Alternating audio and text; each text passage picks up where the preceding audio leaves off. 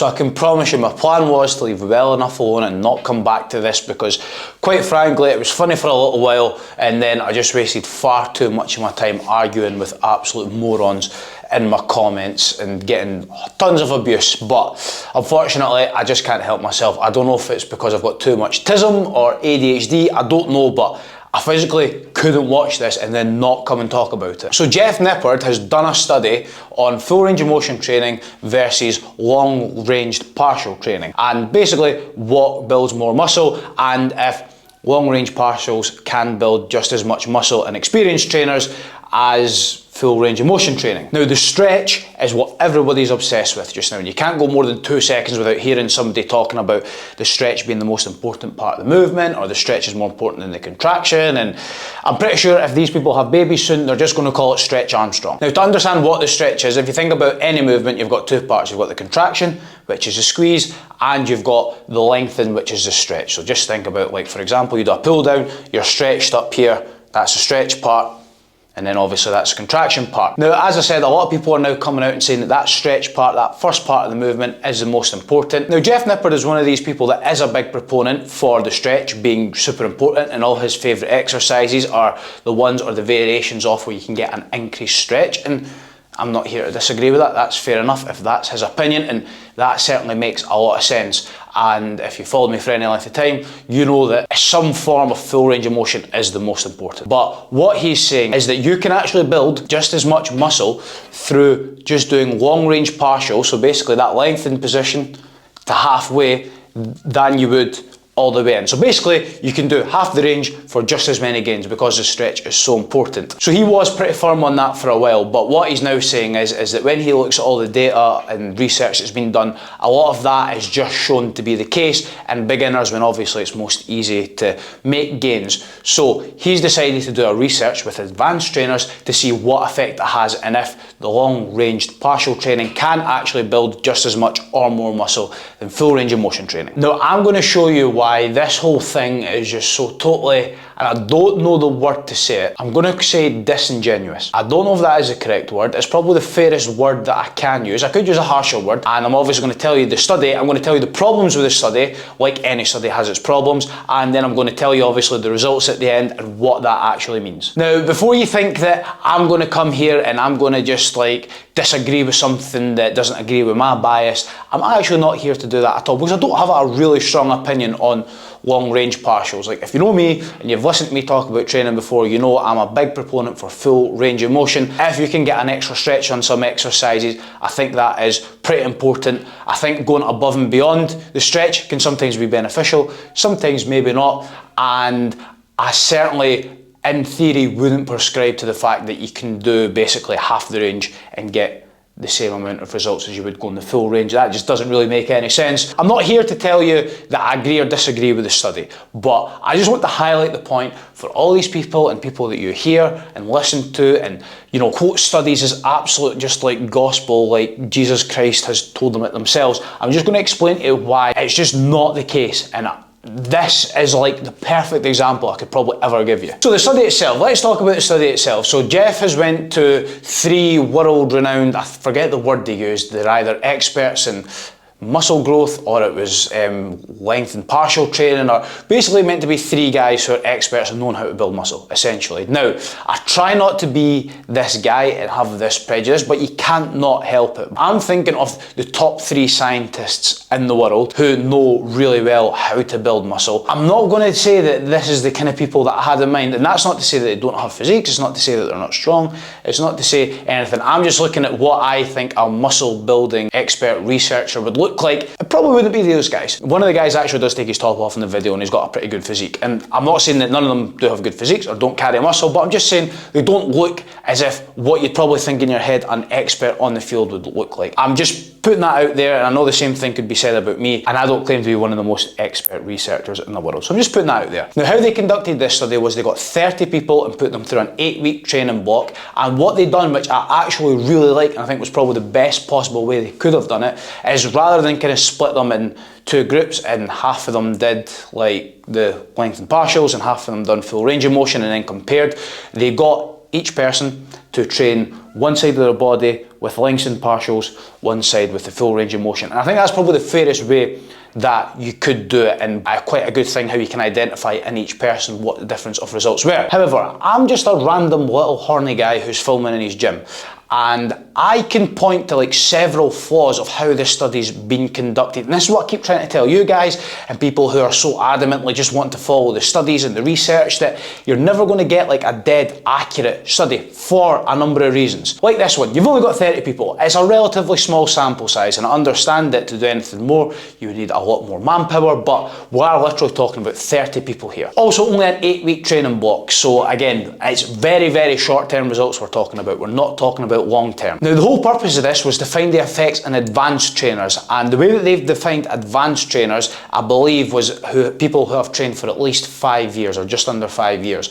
And if that is how you're defining advanced training, then okay, I'd maybe disagree with that, but let's just go with that. Who's to say that they have actually trained properly and they've had good quality training for 5 years? Because I guarantee you, the only way you're ever becoming an advanced trainer in 5 years is if you've done like the vast majority of that, like pretty good. And if you think back to your own gym journeys and starting off as a teenager, like you could have been training for like 2, 3, 4 years just doing all the wrong stuff and barely actually, you know, making a dent in anything. And if you now say that that contributes to your training time, that in 5 years you become an advanced trainer, then I would probably have to disagree with that. And again, I'm probably being a little bit harsh here, but having just seen the people and the clips dotted about in the video, I can't say that a lot of them are screaming to me advanced trainer and people who have built a lot of muscle and are like really having to work hard to like build muscle. I wouldn't necessarily call them advanced. It's not my definition anyway, and that would mean that pretty much all my client base is advanced trainers, which I wouldn't class them all as. You also have to take into account that whatever gains they do make over this period, a lot of it is going to be because you would imagine, given the people involved who are like making the training plans, that it's probably going to be the best training that they've ever done in their life, which you would obviously hope means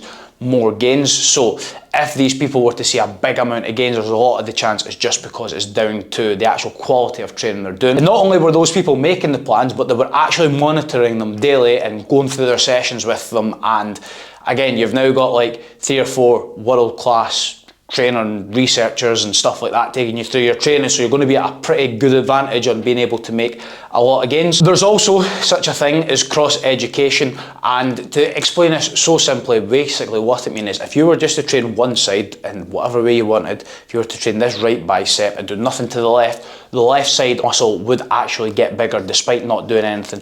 It sounds totally bizarre, totally crazy, very, very sciencey. I'm not going to try and explain it all because, to be honest, I don't fully understand it, and it's one of these things that is, even like as somebody who knows about training, it's really hard to wrap your head around. So the effects of how you're training one side could actually affect the way that you're training the other side, so there's that also to think about. Now finally, the most fundamentally most important thing that would be contributing to any gains that these people made is that one of the researchers say in the video that he spoke to every single person who was in the study, and they all said that it was the hardest that they'd ever trained.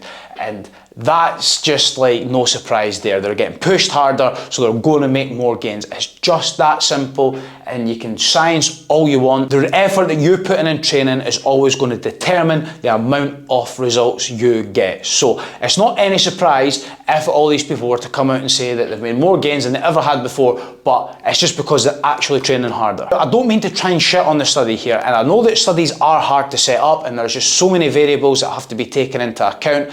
And that's why I just always bang on about and tell you that they're not perfect, and some people just can't grasp that concept. And they just think, study, research, some guy that's got a few letters after his name, and this just must be gospel. And I'm telling you, it's not. You can, yes, use it as a guideline, and the more studies that are done on certain things, you should be able to build a bigger and bigger picture. This one in particular is the first one that's been done of its kind, so you have to take it with a grain of salt and just use what you see in these studies if you want to like really read them that much, and just apply it to what you go through in your own training, and just use logic and common sense, and don't just see something on paper and agree with it, because they just can't always give you a full picture, and they very rarely ever do. Now on to the results. How did the people get on, and what did the difference show between the long range partial training to the full range of motion training? Now I'm struggling to articulate this, but on the side that was trained with the lengthened partial, on average, muscle mass increased by 5.9%, which, not for nothing, I think that's absolutely brilliant. However,